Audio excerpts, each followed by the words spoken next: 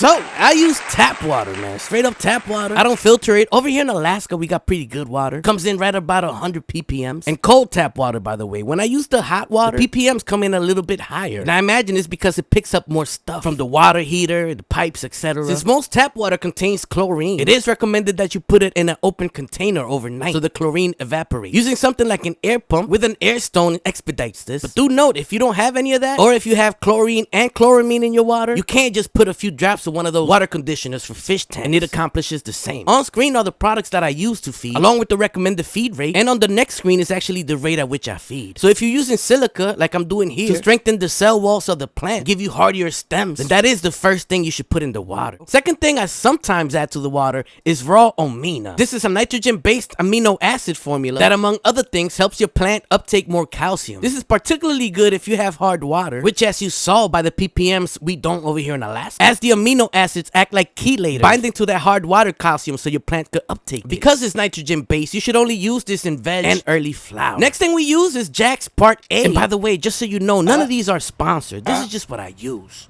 What in the Tony Montana? That's just an accuracy game I play with myself sometimes, Alfred. You bitch made! Now, while I am mixing all of this in a 5-gallon bucket, this is for 20 gallons. Damn, my man went crack on YouTube. That's crazy.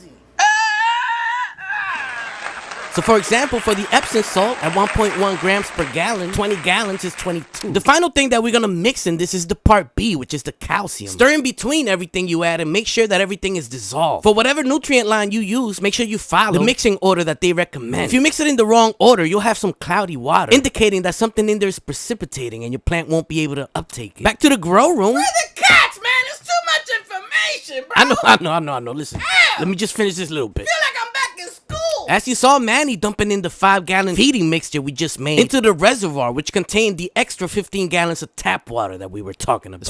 Back to our water mixture, this is what the ppms and the pH ended up at. Normally it usually comes in at 1100 to 1200, but in this case, there was actually a little bit more water in the reservoir than 20 gallons, so it diluted a little bit. Final thing I do to the water is pH. For hydroponics, 5.5 to 6.2 I think is recommended. I go for 5.7 right now. Arbitrarily. That's a fact, Alfred. I do this about every 3 days, and to fill up the buckets is just the same backwards. I put the pump I showed you earlier, this time in the reservoir with the water that we made, and individually pump that to each one of the buckets until it reaches that line that we said a few videos back where good was good. You know what I'm talking about? Why do they have a picture of a child in that bucket? They're telling you not to put a child in the bucket, Alfred.